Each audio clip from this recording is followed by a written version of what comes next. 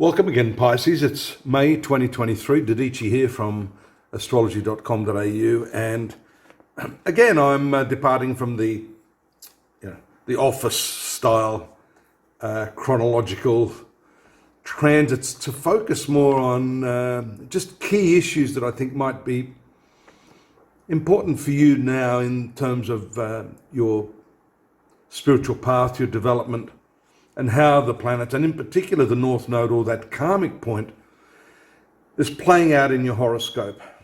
And I just wonder how you're feeling and how your mindset is placed right now with the North Node and retrograde Mercury moving through the third house. Third house is your conscious mind, your thinking, the way you reason things out, and as importantly, how you communicate those ideas to the people around you. You would agree that it's a pretty significant component of your life, and how you communicate your ideas in determining positive outcome, success, etc. Now, we can have great ideas, which you probably do right now, because right now that North Node, which acts like Uranus in a way, is also in the company of Uranus, retrograde Mercury, and the Sun in the third house. So there's no doubt many of you Pisceans are trying to develop a more progressive attitude, trying to change your way of thinking, trying to change your attitude. And our circumstances over the last 2 or 3 years globally, culturally, communally, has changed. And so what's required of us is a complete revamp of the way we think about things and look at things. The world has become very, very polarized. And the influence of this North Node can overshadow our reasoning and discrimination. So it's important that the way you think is anchored in a critical perspective rather than personal bias. And we see this everywhere right now. I saw a video this morning of President Joe Biden greeting the Pope and saying, "Yeah, you were that great African-American baseball player, weren't you?" And then the Pope's assistant comes up and ushers Biden away. Now, is this deep fake AI? Is it a president in cognitive decline? I mean, how do we know? We are in Orwellian times now.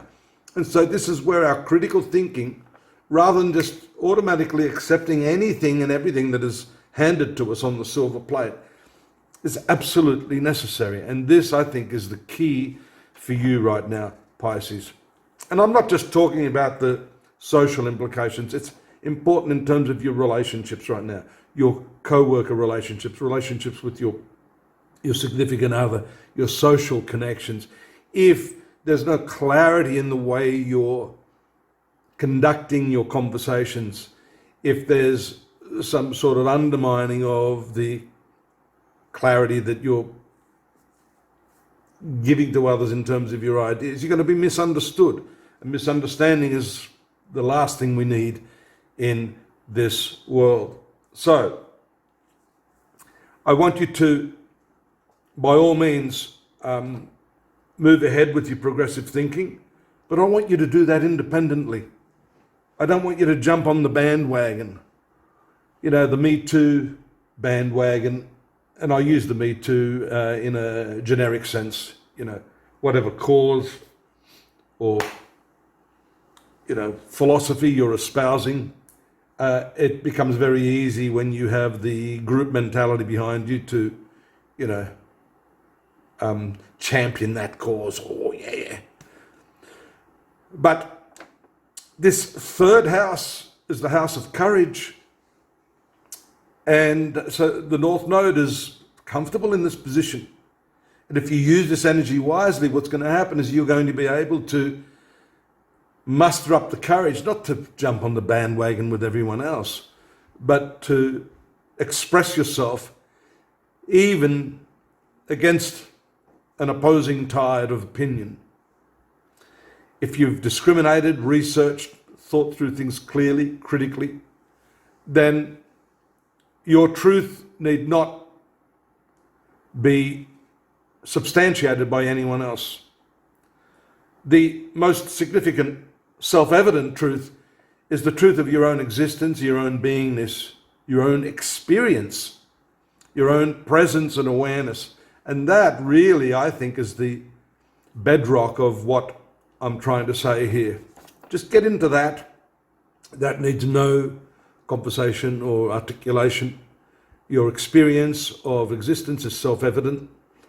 Rest in that. That's the primary thing. Once you've got that right, then the clarity will be added to all these other subjects and interests, and circumstances and relationships that you are engaging with at this point in your life. So, I hope that's given you a little bit of grounding. We're going to continue.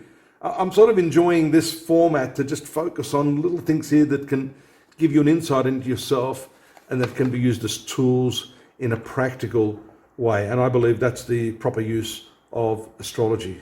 I do have all the other stuff there over at astrology.com.au. You can get the monthly transit list like all the other astrologers do, but use that as an adjunct to what I've said today for this most important transit of Rahu in your third house.